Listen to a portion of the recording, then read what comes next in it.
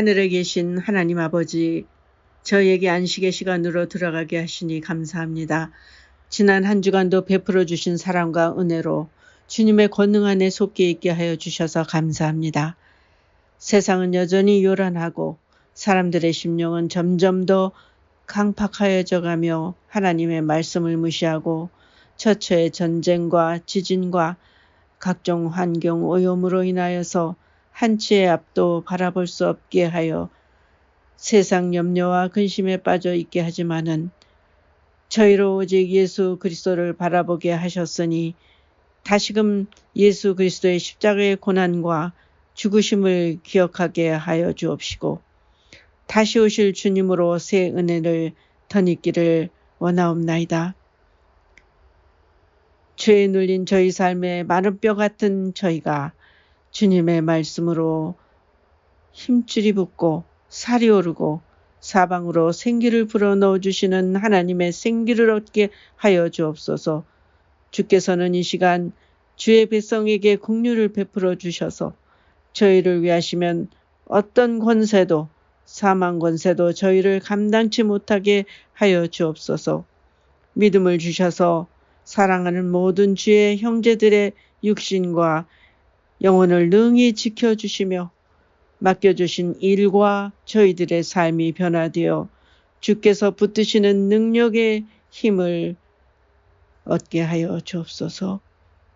예수 그리스도의 생명 속에 성도들을 있게 하여 주옵소서. 아버지 하나님을 믿사오며 우리 주 예수 그리스도와 약속하신 성령을 믿을 때에 이 모든 말씀 우리를 죄에서 구속하여 주신 예수 그리스도 이름으로 간절히 기도하옵나이다. 아멘.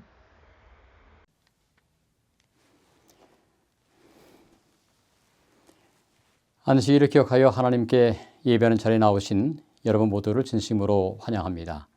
오늘 우리의 삶 가운데서 어떤 생각을 가지고 세상을 살아가는가 매우 중요합니다. 몇 가지 의식이 필요한데요. 이 승자의 마음으로 세상을 살아가는 사람이 있고 또 패자의 마음으로 세상을 살아가는 사람이 있습니다. 하나는 빅터로, 다른 사람은 빅팀으로 세상을 살아가는 것입니다.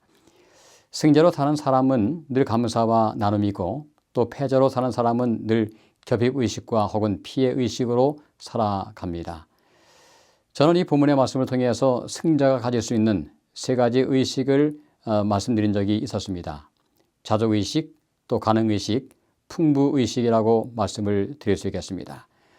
오늘 저는 그 중에서 자족의식에 대해서 좀 더 깊이 말씀을 나누고 싶은데요. 이 본문의 말씀 가운데서 무궁무진한 진리의 말씀을 우리가 함께 발견해 볼 수가 있습니다. 오늘은 제목을 자족을 통해서 누리는 기쁨이라고 정해 보았습니다. 먼저 오늘의 본문의 말씀을 함께 읽겠습니다. 빌립보서 말씀인데요. 내가 주 안에서 크게 기뻐함은 너희가 나를 생각하던 것이 이제 다시 싹이 나미니 너희가 또한 이를 위하여 생각은 하였으나 기회가 없었느니라. 내가 궁핍함으로 말하는 것이 아니라 어떤 형편에든지 자족하기를 배웠느니 내가 비천에 처할 줄도 알고 풍부에 처할 줄도 알아 모든 일에 배부르며 배고픔과 풍부와 궁핍에도 일체의 비결을 배우느라.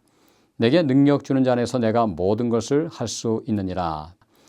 이 땅을 살면서 우리에게 진정으로 필요한 마음이 있다면 그것은 자족한 마음입니다. 바울은 그가 처한 외적인 상황에 관계없이 자족하는 마음을 배웠다고 그렇게 고백한 바 있습니다. 11절 말씀을 다시 한번 읽어봅니다. 내가 궁핍함으로 말하는 것이 아니라 어떤 형편에든지 내가 자족하기를 배웠노니 이 바울은 자족하는 마음을 배웠다고 그렇게 말씀하고 있습니다. 여기서 배웠다는 것은 경험을 통해서 배운 것을 의미합니다. 고난과 시련을 통해서 자족하는 법을 배웠다고 하는 것입니다. 오늘 여러분도 저도 자족하는 법을 배울 수 있다면 우리는 지금보다 훨씬 더 행복한 마음으로 세상을 살아갈 수 있게 될 것입니다. 자족은 사람이 가질 수 있는 최상의 고상한 태도입니다. 어떤 면에서 자족하는 사람은 무서운 사람이라고도 말할 수 있습니다. 쉽게 그 사람을 요동하게 만들지 못하고요.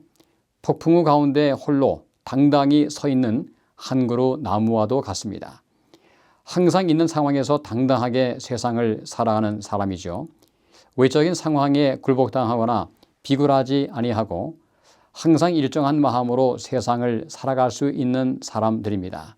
이런 사람이 되고 싶지 않으십니까? 자족하는 것은 누구나 할 수 있지만 자족하며 사는 사람은 거의 만나보지 못했습니다.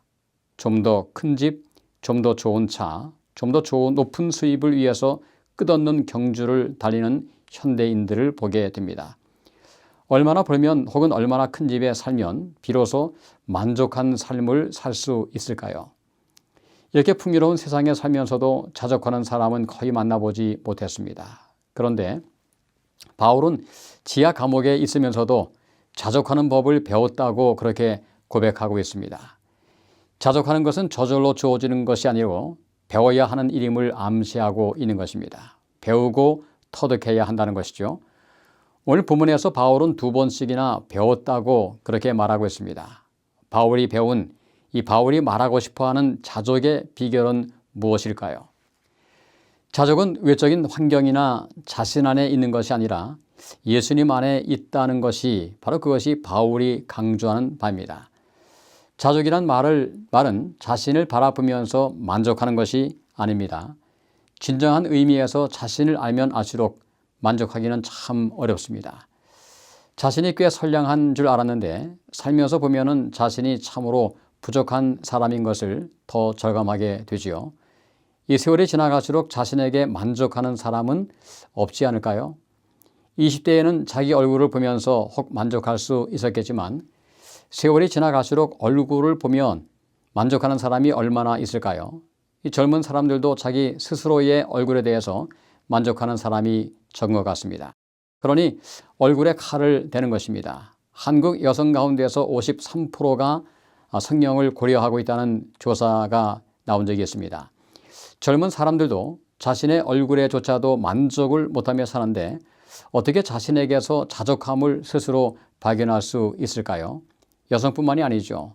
남성들도 성형을 하는 시대에 우리는 살고 있습니다.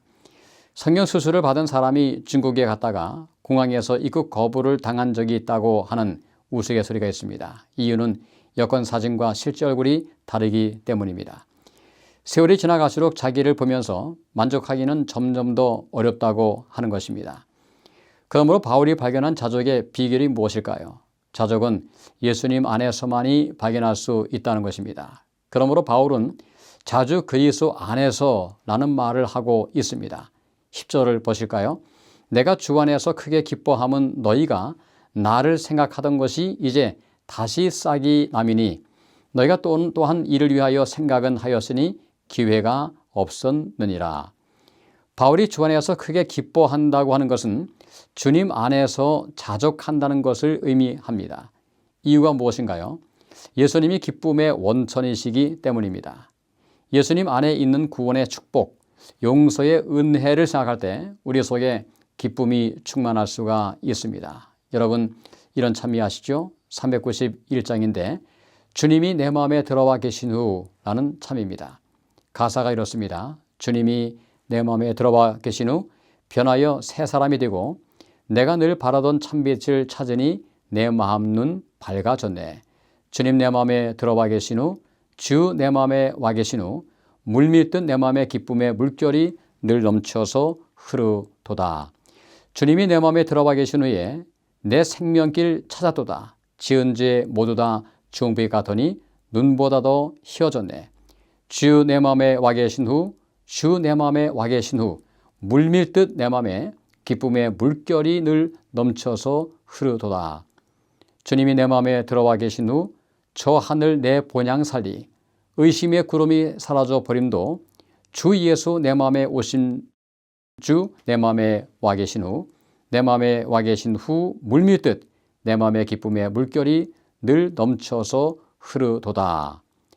참 너무도 아름다운 그런 가사입니다. 제가 처음에 이 가사를 접하고 나서 참 제 마음속에 의아한 마음이 들었습니다. 어떻게 주님이 내 마음에 들어오시면 이렇게 기쁨의 물결이 넘쳐 흐를까 하는 생각을 제 마음속에 했던 그 어린 시절의 생각이 지금도 떠오릅니다. 하지만 세월이 지나고 나서 보니까 참 주님께서 우리 마음속에 들어오시면 형용할 수 없는 기쁨이 항상 우리 마음속에 있을 수 있다 하는 사실을 제 마음속에 다시 한번 생각해 보게 되었습니다. 여러분, 진정한 기쁨은 예수님 안에 있는 것입니다. 예수님을 통하여 주신 구원에서만이 진정한 기쁨이 있습니다. 그것만이 영원한 기쁨이죠. 일시적인 기쁨이 아니고 영원한 기쁨입니다. 바울은 그 사실을 알고 있는 것입니다. 예수님 안에서 주어진 영원한 구원을 생각하며 기뻐하고 있습니다. 여러분, 큰 기쁨을 소유한 사람은 작은 것에 연연하지 않습니다. 큰 선물을 받은 사람은 작은 선물에 연연하지 않는 것이죠. 오늘 예수님 안에서 얻은 이 놀라운 구원을 생각하며 진정한 기쁨을 경험하시기를 바랍니다. 이것이 영적인 기쁨입니다. 이런 영적인 기쁨을 소유한 사람들은 자족하는 마음으로 세상을 살아갈 수 있습니다. 영생을 소유한 확신이 있는 사람이 이 땅에서 조금 일찍 세상을 떠난다고 그것 때문에 우울할 필요도 없습니다. 예수님 안에서 만족할 수 있는 사람은 자족할 수 있는 능력을 소유하게 되는 것입니다. 근데 오늘 우리의 문제가 무엇인가요? 결코 만족을 모르며 세상을 산다는 것입니다. 배가 고파도 불평을 하고 배가 부르면 속이 거북하다고 불평을 하기도 합니다. 또한 배가 부르면 다른 것을 생각하는 것입니다. 결코 만족을 모르며 살아갑니다. 하나님이 우리 삶의 중심이 되지 아니하면 우리는 결코 만족을 경험하지 못할 것입니다. 하지만 하나님과 함께 동행하는 사람, 하나님의 임재를 경험하며 사는 사람들은 항상 만족감을 경험하며 살게 되어 있습니다. 다윗을 보십시오. 시편 23편에서 이렇게 말씀합니다. 주께서 내 원수의 목전에서 내게 상을 베푸시고 기름으로 내 머리에 바르셨으니 내 잔이 넘치나이다. 다윗이 원수 앞에서도 잔이 넘치는 기쁨을 경험하고 있습니다. 그것이 자족하는 마음이죠. 원수가 있지만 여전히 원수에 의하여 자신 속에 있는 구원의 기쁨을 빼앗기지 않는 것입니다. 예수님 안에 있는 구원의 기쁨이 충만할 때 진정한 자족하는 마음을 경험할 수 있습니다. 욕심은 끝이 있을까요? 욕심은 결코 끝이 없습니다. 그 사실을 예수님은 부자의 비유로 말씀을 하신 적이 있습니다. 누가복음 12장에 보시면 결코 만족하지 못하는 어느 한 부자를 예로 들며 설명을 하십니다. 16절과 또 18절까지 보시면 또 비유로 그들에게 말하여 이르시되 한 부자가 그 밭에 소출이 풍성하매 심중에 생각하여 이르되 내가 곡식 쌓아둘 곳이 없으니 어찌할까 하고 또 이르되 내가 이렇게 하리라 내 곡간을 헐고 더 크게 짓고 내 모든 곡식과 물건을 거기에 쌓아 두리라. 이 비유는 부자들을 어리석다고 말씀하는 것이 아닙니다. 성경은 부유함을 정죄하지 않습니다. 부유함을 하나님이 주시는 선물 혹은 축복으로 인정합니다. 하지만 이 말씀에서 강조하는 것은 하나님이 아닌 부유함으로 만족하려고 하는 것은 어리석다고 말씀합니다. 톨스토이가 쓴 단편 중에 이런 제목의 글이 있습니다. 사람에게는 얼마만큼의 땅이 필요한가 하는 작은 에세이가 있는데요.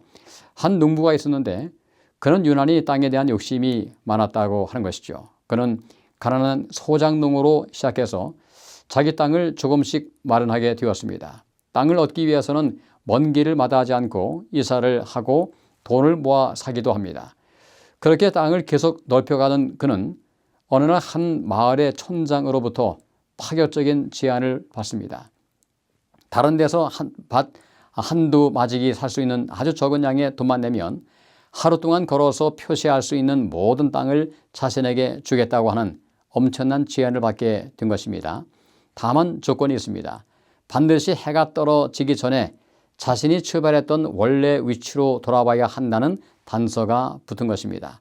농부는 이 촌장의 제안을 흔쾌히 받아들이고 아침 해가 뜨는 것을 기다려서 출발합니다. 농부는 되도록 많은 땅을 가지기 위해서 중간에 쉬지도 않고 물도 먹지도 않고 달립니다. 그리고 죽을 고생을 한 후에 아슬아슬하게 해가 지기 바로 전에 많은 땅을 확보하고 돌아옵니다. 그리고 촌장으로부터 농부는 이제 많은 땅을 가지게 되었습니다 하는 말을 듣는 순간에 그 농부는 그 자리에서 피를 토하고 쓰러져 숨져버립니다. 그래서 그는 2m도 채 안 되는 무덤에 묻히게 됩니다. 이것이 톨스토이가 쓴 이야기입니다. 오늘 이 이야기는 우리에게 주는 분명한 기별이 있지요. 만족할 수 없는 욕심의 끝은 죽음이라고 하는 것입니다. 영적인 부요함이 아니면 결코 우리의 마음을 만족시킬 수 있는 그 무엇이 없다는 것입니다. 영적으로 충만하지 못하면 어떤 것도 우리의 마음을 만족시킬 수 없다는 것이죠. 세상의 그 어떠한 것으로도 우리의 마음을 채울 수가 없는 것입니다. 영적인 충만함이 아닌 우리의 마음을 넉넉히 채울 수 있는 그 어떤 것은 세상에 존재하지 않습니다. 그 영적인 충만함이 어디에 있을까요? 그 영적인 충만함, 기쁨은 예수님 안에 있습니다. 요한복음 1장 14절에 말씀하십니다. 말씀이 육신이 되어 우리 가운데 거하심에 우리가 그 영광을 보니 아버지의 독생자의 영광이요 은혜와 진리가 충만하더라. 예수님 안에 은혜와 진리가 충만합니다. 그러므로 예수님을 우리 마음에 모실 때 진정한 충만한 그런 기쁨, 만족을 경험할 수가 있습니다. 그 충만이 있는 상태가 자족한 상태인 것입니다. 자기를 보면서 만족하는 것이 아니라 예수님 안에서 자족을 경험하는 것입니다. 바울이 그런 경험을 하고 있는 것이죠. 세상에서 그가 가지고 있는 것은 아무것도 없습니다. 하지만 바울은 자족하기를 배웠다고 말하고 있습니다. 그 자족이 어디에서 온 것일까요? 예수님을 모심으로 오는 것입니다. 이것이 바로 영적인 충만한 기쁨, 영적인 충만함입니다. 오늘 이 자족을 경험하시기 위해서 영적인 충만함을 사모할 수 있기를 기원합니다. 세상에서 우리의 갈증을 만족하게 할 수 있는 것이 무엇일까요? 이 부자의 비유에서도 온 천하를 소유해도 하나님을 마음에 안 모시면 쓸데없는 것이라고 말씀하고 있는 것입니다. 여전히 마음이 공허한 것이 사실이죠. 권력도 우리에게 만족을 주지 못합니다. 그래서 권불 10년이라는 말이 나왔습니다. 정권이 바뀔 때마다 보세요. 실세들이 줄줄이 비참한 상황으로 가는 것을 볼 수 있지 않습니까? 진정한 만족은 오직 하나님께로부터 오는 것이 사실입니다. 고린도서 3장 5절에 말씀하십니다. 우리가 무슨 일이든지 우리에게 난 것까지 생각하여 스스로 만족할 것이 아니니 우리의 만족은 오직 하나님께로서 났느니라.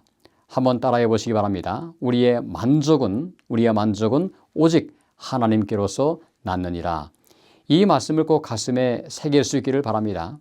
이 사실을 경험할 때 이러한 고백이 가능하게 될 것입니다. 고린도서 6장 10절의 말씀입니다. 제가 참 개인적으로 좋아하는 말씀인데요. 근심하는 자 같으나 항상 기뻐하고 가난한 자 같으나 많은 사람을 부유하게 하고 아무것도 없는 자 같으나 모든 것을 가진 자로다. 지금 바울이 말하는 부요는 영적인 부요함이죠. 보이지 않는 부요함입니다. 오늘 우리의 자족은 이 영적인 부요함을 경험할 때 오게 되는 것입니다. 예수님을 마음에 모시고 사는 사람들은 가난하지 않습니다. 참된 부요함이 있습니다. 영적으로 부요한 사람인 것이죠. 세상에서 혹시 불행한 일을 경험하는 것처럼 보여도 결국 행복한 사람임을 고백하게 됩니다. 모세가 신명기에서 이렇게 말씀합니다. 신명기 33장 29절 말씀. 이스라엘이여 너는 행복한 사람이로다. 여호와의 구원을 너같이 얻은 백성이 누구냐. 그러므로 세상 어느 누구도 부러워하지 마시기를 바랍니다. 누구와도 비교하지 마셔야 합니다. 오늘 여러분에게 주어진 축복을 볼 수 있는 영적인 눈을 가지셔야 합니다. 여러분, 세상에서 가장 살기 좋은 곳이 어딜까요? 오늘 현재 여러분이 살고 있는 것이 바로 그것이 가장 좋은 것입니다. 이곳에서 하나님을 모시고 산다면 오늘 우리는 내가 어디에 산다 할지라도 그것이 가장 좋은 것이죠. 여러분, 세상에서 가장 좋은 교회가 어느 교회일까요? 여러분이 현재 있는 교회입니다. 교회에서 하나님의 임재하심을 경험하며 산다면 그렇습니다. 저는 목회를 나올 때 한 가지 제 마음속에 생각을 한 것이 있습니다. 제가 1992년도에 앤드레스를 졸업하자마자 한국으로 나갔습니다. 한국의 서준합회에서 처음으로 저를 발령을 낸 것이 경기도 북부 지역인 신산리 교회라고 하는 아주 작은 시골 교회였습니다. 그런데 당시에 합회자님께서 그렇게 미안하게 생각을 하신 것입니다. 저를 이 시골 교회를 보낸 것에 대해서 아주 미안하게 생각했어요. 저만 보면 이렇게 말씀을 하셨습니다. 전도사님, 조만간 도시로 보내드리겠습니다. 저는 그 말을 들을 때마다 그때도 지금도 이해하지 못합니다. 왜 그럴까요? 제가 있던 교회가 그때는 가장 아름다운 교회이고 최고의 교회라는 생각을 제 마음속에 했기 때문입니다. 지금은 저에게 가장 아름다운 교회가 어딜까요? 당연히 제가 지금 사역하고 있는 교회입니다. 제가 왜 이런 말씀을 여러분에게 드릴까요? 제가 시편 말씀 가운데 이 말씀을 제 마음속에 기억하기 때문입니다. 시편 12편 6절을 보시면 내게 줄로 주어진 구역은 아름다운 곳에 있으며 나의 기업이 실로 아름답도다. 저는 이 말씀을 제 마음속에 기억했기 때문에 늘 하나님께서 제게 있으라고 하신 곳이 그것이 가장 아름다운 곳이라고 생각하며 살아왔습니다. 성경도 그렇게 말씀하고 있는 것입니다. 오늘 여러분이 있는 이곳에서 하나님의 은혜를 느끼며 살아갈 수 있게 되기를 바랍니다. 여러분이 있는 교회에서 늘 감사와 만족함이 있는 그런 삶을 살아가야 되겠죠. 환경에 초점을 맞추지 마십시오. 환경은 변하게 되어 있습니다. 사람에게 초점을 맞추지 마시고요. 사람도 변하게 되어 있습니다. 돈에도 초점을 맞추지 마십시오. 돈도 날아갈 수 있기 때문입니다. 오직 오늘이나 내일이나 영원토록 변함이 없으신 주님께 우리의 시선을 온전하게 고정할 수 있게 되기를 바랍니다. 히브리서 12장 2절은 이렇게 말씀하고 있습니다. 믿음의 주여 또 온전케 하시는 이인 예수를 바라보자. 해바라기는 해만 바라봅니다. 밤이고 낮이고 태양이 가는 방향을 따라갑니다. 그래서 해바라기죠. 오늘 우리는 주님을 바라보심으로 주바라기가 되셔야 됩니다. 사별의 슬픔을 경험할 때 부활의 주님을 바라보시기 바랍니다. 슬픔이 밀려올 때 위로하시는 주님을 바라보셔야 합니다. 인생의 허무감이 밀려올 때 영원히 변치 아니하실 주님을 바라보아야 합니다. 삶의 무게가 점점 무겁다고 느껴질 때 날마다 우리의 짐을 져주시는 주님을 바라보셔야 합니다. 아무도 내 마음을 몰라주는 것 같을 때 내가 내 궁핍과 환난을 안다고 말씀하시는 주님을 바라보셔야 됩니다. 그때 진정한 만족을 경험하게 될 것입니다. 오늘 우리의 삶 가운데서 하나님의 은혜가 함께 하심으로 자족의 기쁨을 경험하시는 그런 아름다운 삶을 살아갈 수 있게 되기를 바랍니다. 더 이상 더 큰 것을 바라면 죄다 하는 말이 있죠. 오늘 우리의 삶 가운데서 우리에게 주어진 현재의 모든 상황 때문에 하나님께 감사하고 하나님의 구원 안에서 늘 감사와 기쁨과 은혜가 충만하고 그래서 내가 하나님 안에서 자족하기를 배웠다고 했던 사도 바울의 고백이 오늘 여러분과 저의 고백이 되기를 바라면서 말씀을 마치겠습니다. 사랑과 은혜가 많으신 아버지 하나님 감사합니다. 하나님의 귀한 은혜로 오늘 안식일을 맞이하여 주님 앞에 감사의 마음으로 또 아름다운 찬양을 통해서 말씀을 통해서 함께 주님을 다시 한번 바라볼 수 있도록 도우셔서 감사합니다. 아버지 하나님 지나간 세월 동안 베푸신 하나님의 은혜를 깊이 묵상하고 남은 생애를 살아갈 수 있도록 도우셔서 늘 자족하는 마음이 우리 마음속에 있어서 감사가 충만하고 은혜가 충만한 생애를 매 순간 살아갈 수 있도록 축복하여 주시옵소서. 현재 지금 우리의 삶 가운데 경험되고 있는 많은 하나님의 은총을 당연하게 여기지 않게 하시고 늘 감사함으로 하나님께 마음속에 감사함으로 주님 앞에 드릴 수 있도록 도와주시고 우리의 삶이 주님 안에서 참으로 넉넉한 은혜 속에서 늘 자족하는 마음으로 남은 생애를 살아갈 수 있도록 축복하심으로 우리 입에서 불평이 없게 하시고 늘 감사와 만족함이 있는 그런 아름다운 생애를 통하여 하나님께 영광 돌릴 수 있도록 축복하여 주시옵소서. 이제 세상의 모든 무거운 짐들을 아버지께 온전히 내어 맡깁니다. 저희 마음속에 세상이 줄 수 없는 참된 평강이 안식이 우리 마음속에 항상 머물 수 있도록 축복하여 주옵시기를 저희를 사랑하시는 예수님의 귀하신 이름으로 간절히 기도합니다. 아멘.